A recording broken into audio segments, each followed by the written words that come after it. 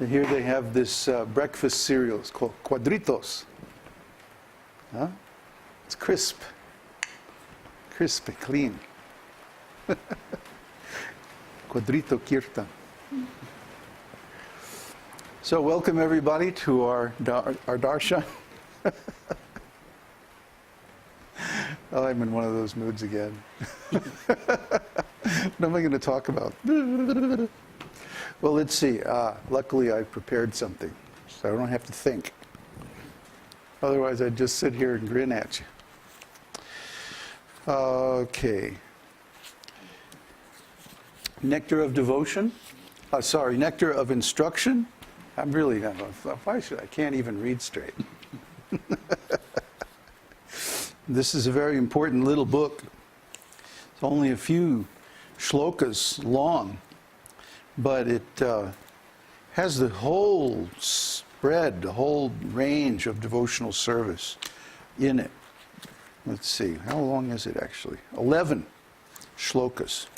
And it really packs the whole process of devotional service into a very, very compact range.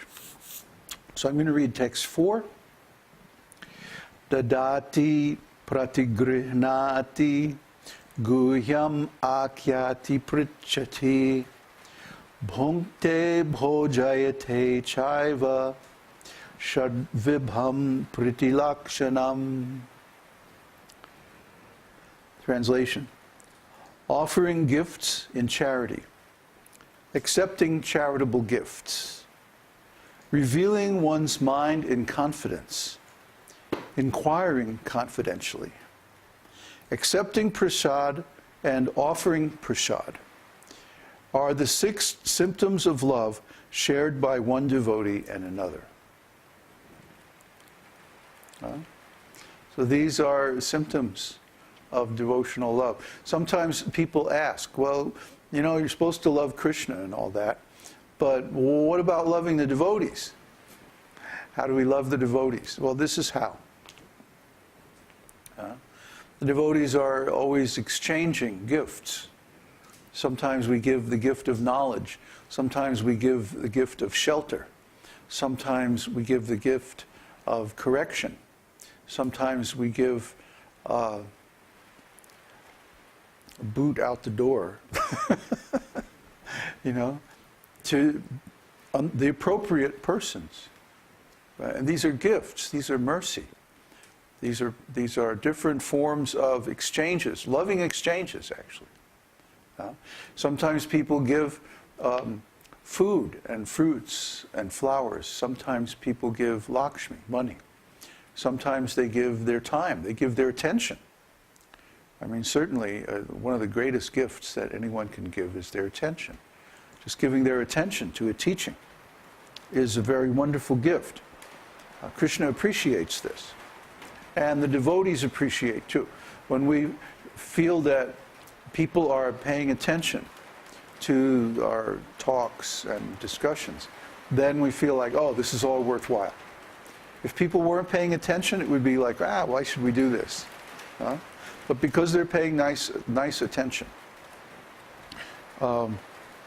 then we feel more like sharing, more like giving from our treasury of spiritual wisdom. The next 2 are revealing one's mind in confidence and inquiring confidentially. Inquiring and revealing, 2 sides of the same process. So, for this to work, there has to be trust. Now, there has to be trust between the spiritual masters and the disciple. That means the disciple should be bona fide and the spiritual master should also be bona fide. If there's, and this is the reason why sometimes we have to kick people out the door, why we sometimes have to reject people. If they're not trustworthy, they can pollute the whole Sangha. If they're bringing some other agenda other than Krishna's devotional service, see, they can make everyone feel very uncomfortable, very insecure. if they're going to introduce politics, favoritism, or some, other process than pure devotional service into the Sangha, then we have to reject them. We try to correct them, but if it doesn't work, then we have to reject. We give them our association a little bit. If somebody is really, they seem sincere, but just fallen. And then there's some trial period, some probationary period. And if they can't get it together to the proper standard, after some time we say, no, sorry, you can't stay with us. We have to be very strict like that. Why? Because we have to maintain an atmosphere of trust.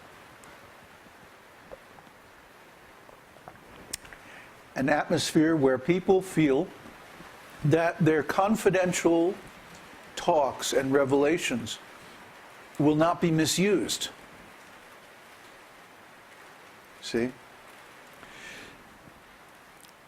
They're looking at me blankly because they have never experienced that in our association. Confirmed. Thank you.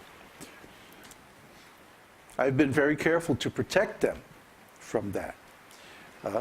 But in other associations of devotees, you should know that it's like anything you say can be held against you. Can and will be used against you. So it's not exactly conducive to an atmosphere of trust. Especially in the place where you live, the ashram that you call your home. You should feel relaxed. You should feel like, I can speak my mind. I don't have to censor what I say. I can just say whatever's on my mind, and I don't have to worry about it, because people are going to understand where I'm coming from, and I have an expectation of trust. I have a reasonable expectation that what I say will not be used against me in a way that will make me uncomfortable. But in other sanghas, it's not like that. In other sanghas, anything you say can and will come back to haunt you, because somebody will use it against you at some future point. So what happens is the devotees do not inquire confidentially, and they do not reveal their mind either. Remember, what's his name? Mohan? Yes. Yeah, he was speaking. Remember, we all felt immediately when he began to interact with us that he was speaking according to a formula. He wasn't speaking from his heart. He wasn't just being natural. He wasn't being sincere. Because he had been in a Vaishnava association where it was politicized. Everything you said could be and would be used politically at some point against you by your political enemies. So the result of that kind of association is that nobody says anything from their heart. They construct a complete false personality that resembles a devotee externally, but internally is full of fear. And they don't say anything that they really mean. They only say what they think they should, politically. See, this is the danger of politics, the danger of diplomacies, the danger of replacing the devotional process with a political process. You see, is that you lose this dimension of sincerity. You lose this process given in Nectar of Instruction of inquiring confidentially and revealing your mind in confidence. Confidence. This is the word, confidence. I'm confident that I can reveal my mind. It's not going to hurt me. I feel confident. I can talk to you. I can say what's really on my mind. See? Like, we had one person here who was playing politics. And he was saying things to the devotees and not saying them to me. And of course, he would pick the weakest devotee and give his nonsense. And then one thing led to another, and we had to kick him out. Well, actually, we didn't kick him out. We tried to correct him, and he left all by himself. We didn't even have to kick him out. We just tried to correct him. He couldn't take it. His false ego was too strong.